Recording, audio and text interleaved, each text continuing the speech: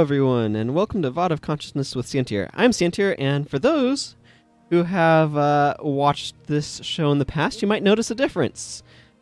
It looks like it's in full screen, because there's an update, shockingly, to this 13-year-old game where they added windowed full screen mode. Also 8x anti-aliasing and this advanced option that removes some of the stuff that they did to make things render more efficiently. The important thing with that is that basically there's an effect that people have probably seen in previous episodes where there's a billboarding effect where when you get to a certain area, the screen would, or the stuff in the distance would turn into these very bad looking, frankly, flat textures, and the advanced checkbox gets rid of that. So that's super exciting. Like, that stuff right up there may have been affected by it, I don't know. But anyway, definitely some of those things way back in the distance would be getting affected by it. They also turned up the distance that you could see and all of that. So it's similar to one of the things that the game had, just to kind of give a little bit of backstory. I'm going to Raisu Palace. But one of the things that the game had done at one point in time was it would have an effect where I want under inspiration. I could potentially use this. I'm thinking about what skill I want to bring. But the game, when you take a screenshot, would for that frame go into a higher, improved, as it were, sort of visual mode, and then it would drop back off. And this change that they've done basically puts the game perpetually in that sort of mode. So that's really exciting to me. And I'm super excited about it. So I'm actually going to switch over to /monk, I think. Just dump into protection prayers. Do I want this? I could go kind of...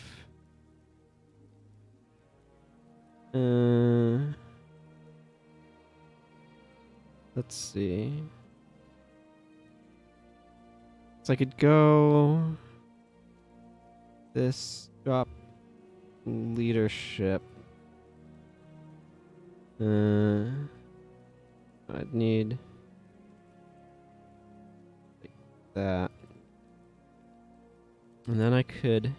yeah, then Life Sheath does too. I think I'm going to run Life Sheath. Probably drop You Move Like a Dwarf, because while it's really good, it's super energy intensive. And I'm going to be using a lot of that energy. I'm just kind of thinking out loud about what I want to do skill-wise, so give me a moment here as I figure that out. I don't really need any of those. Might as well just put Anthem of Envy on there, actually. Kind of swap those, because that's going to be a little bit slower anyway. Okay, cool.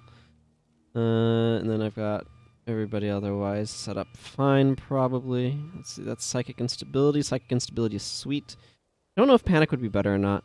Anyway, today I'm going to be doing this mission. Yeah, all the rest of that's probably okay. So I haven't done Raisu Palace in a while, so there might be some roughness to my play. So anyway, I'm just going to go ahead and jump into it, and I'm going to try to remember there's like a specific strategy. So at the beginning, you pick 2 allies to go with you, and oh right, Kunavang skills. Let's see. Like, that's probably not terrible, but the problem with these skills is they...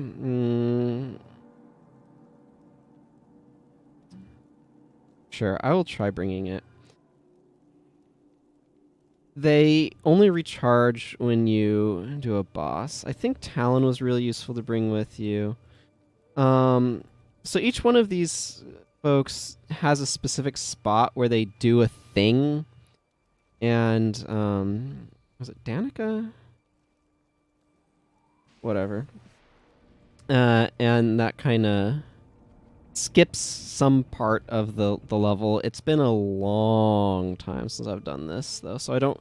There's like a specific strategy of like, oh, these two are kind of like the optimal ones, and it's been so long that I honestly don't remember what that strategy was.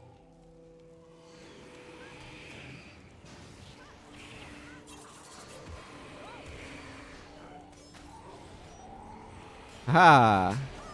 I am getting my face handed to me. Oh my goodness. I mean, it's not too bad, because apparently... Okay, what? Who has... Oh, I bet Master Togo has recuperation. I was like, I'm not using recuperation. So I had some thinking that I was doing about in particular, what sort of topics I might want to talk about. And I was reflecting that I kind of wanted to talk about the economy, but in a... Actually, we need to take out this ritualist. In the sense that economies are based on certain fundamental ideas of like... Oh, I missed some coins back here. And there's somebody like power washing outside. It's super loud. I don't think it's picking up on the microphone, but it's really annoying me. Anyway, where was I? Yeah, so economies are principally based on the idea that certain stuff is needed by people, and therefore you can sell it to them based upon that. Basically, what I'm saying is a lot of the economy... I'm just going to pop this now. I don't know if this is optimal time or not, but whatever. We're getting wrecked by elementalists. Sorry, this is a surprisingly intense spot, so I'm a little preoccupied with it.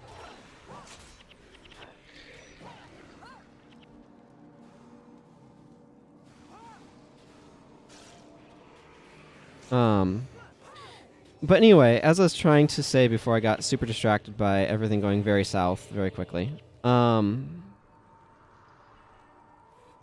should probably be running Panic. Yeah, okay, there's a warrior boss there. Is that a lot of our economy is based on the idea that people have needs, and you can sell stuff to people based on having them needing to fulfill those needs, basically. And doing so is kind of the foundation of our economics, and it kind of frustrates me because it... See, what I would like is I would like a wants-based economy where people are like, I kind of want this thing, and then they make stuff that other people want, and that's how you fundamentally work the economics of things. But we have an economy that... My basic point, my basic frustration, is that it becomes very difficult, or it feels really bad to me that people are basically, from an economic standpoint, it's you have to spend your time trying to pursue what you need rather than what you want. That makes sense. And I wish that it was not that way. I wish basically that people didn't have to need anything. That basic needs like food, for example, shelter, that sort of stuff could be taken care of. And then if people want, and then other things that people want, that the economy could be based on that, on exchanging wants with each other. I don't know. I feel like I have an idea of what I'm wanting to say, and I don't feel like I'm saying it at all well. And it's kind of frustrating me, but what can I do? Except try to say it better and still have issues.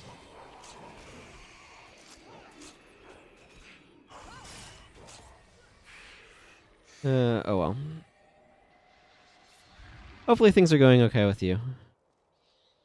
I think this might be the room that Talon Silverwing skips you from.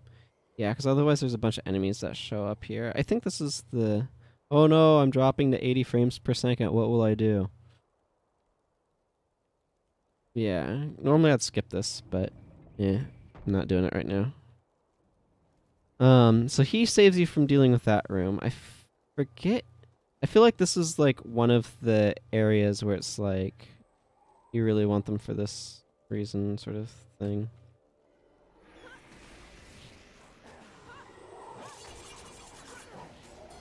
Shield Guardian actually feels like a very Paragon-y skill, actually. I really wish that the design of Paragons in this game was a little better. This is actually... I'm just going to pivot over to game design, because why not? I enjoy it. This is one of the things that I find to be very interesting to think about with game design. This Necromancer is super annoying. Is how do you make it so that way choices are meaningful, or like there's enough going on in terms of meaningful options, stuff like that. And this game sometimes feels like certain classes, certain professions are very limited in some of what their options are in terms of things to do. And Paragons certainly are that way. There's another boss up here, so it's going to be reasonable for me to use this 8 skill that I have right now.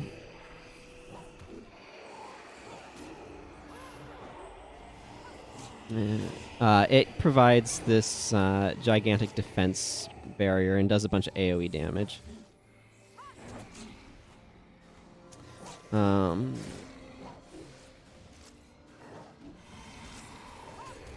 But anyway, I'm just really focused on all this battle going on right now, to be honest. We do have a time limit, by the way, represented by Emperor Kisu's health. So there's that, I guess.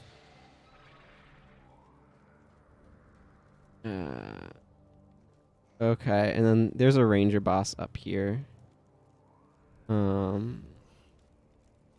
Yeah, and this is like, oh, if we had this person, this could happen. But, like, I can just come up here and drop this, and I'm sure it will help tremendously, because there's another boss up here. I don't know. It's an interesting kind of design, I guess. This Bone Fiend. Oh, man, it's a special green item. No, it's not. It's just a Bone Fiend.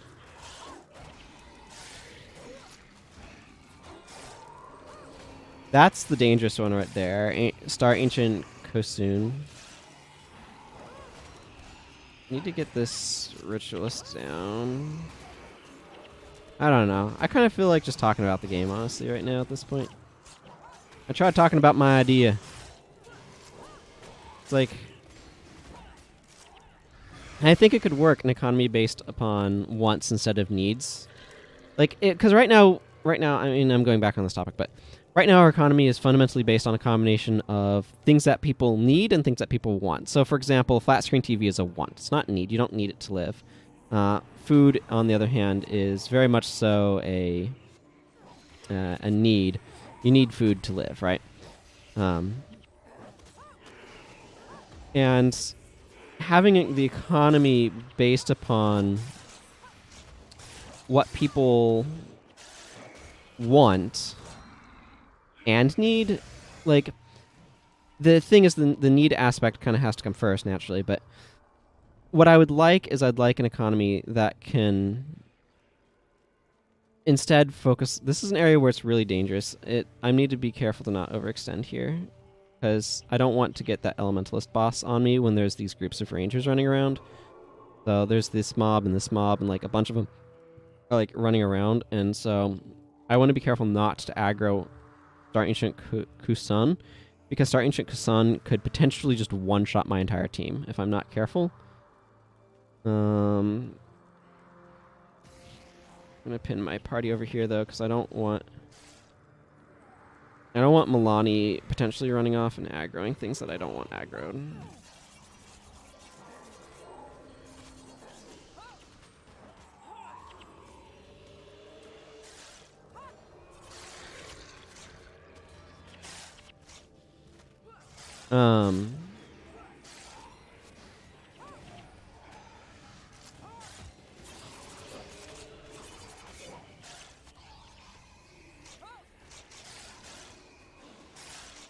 Anyway, my basic point being that I like the leeway that's offered by people being able to say, hey, I think people would like this thing. And where it can be a little bit more niche instead of emphasizing so much like how can we reach the biggest band of people possible, and I don't know. I don't know what I'm saying. I had an idea. I think it makes sense, but I don't know how to articulate it, and therefore it's impossible to communicate. Which is not a very useful idea in the end, is it? Yeah. Oh well. I tried. That's what I can say.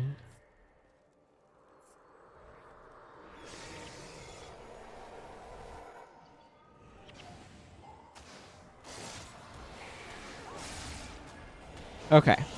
So the good news is we basically got him with a knockdown from my Mesmer interrupting a skill, and that completely disabled the boss for like 3 seconds or something, 2-3 seconds, and just got wrecked. So wrecked. So yeah, that worked out. Actually, is this... It knocked down for 3 seconds. This thing's real good, by the way, which is why it's fast casting attribute, so that way other people can't use it. Let's see. Let's just clear out this group of guys, and I'm going to go ahead and just wrap up here, probably.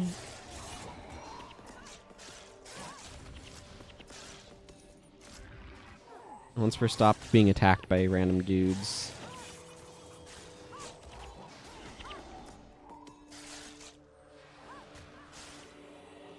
Yeah, Sign could cut off things by destroying the bridge. Maybe she was the one? I don't know. Danica has some area where she's useful, though, and I'm trying to remember what the setup was. It's an interesting idea, having different NPCs that have a different impact in different spots. Do we need to just, like... I'm trying to remember the proper approach to this area. I think maybe it was... I think Sign was probably the one that you're supposed to bring instead of Danica. I don't remember. There's just a lot of dudes over there, so... I'm going to tell my guys to come this way. If we lose a bunch of minions and stuff on just standing there, I don't care. I don't know, it's really hard to, like, just randomly stop this in the middle. Okay, yeah, Danica, if you run across, she comes over and seals this other room or something.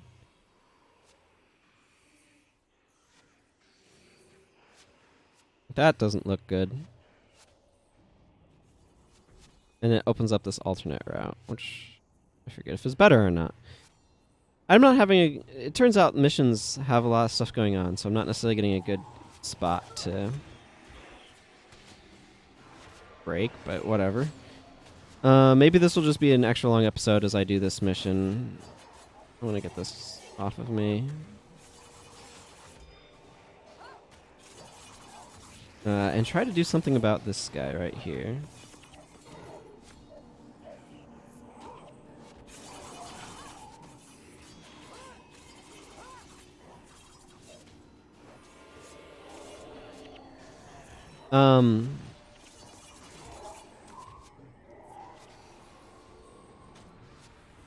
Okay, it's not going too poorly.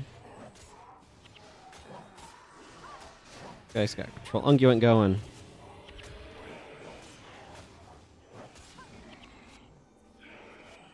I'm really happy about the graphics update, by the way. It is making this a better experience for all of us, I think. And I really wish I had more that I was thinking of right now, because I know it does get a little dull when I don't have anything to say, but...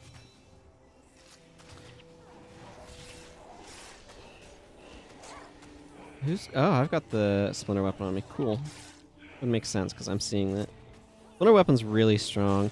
One of the things that I really like about this game is kind of the way you have team building considerations and stuff.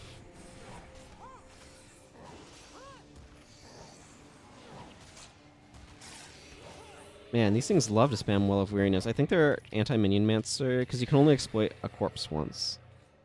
Anyway, I'm going to go ahead and wrap up this episode here. So until next time, everyone, take care. Bye-bye.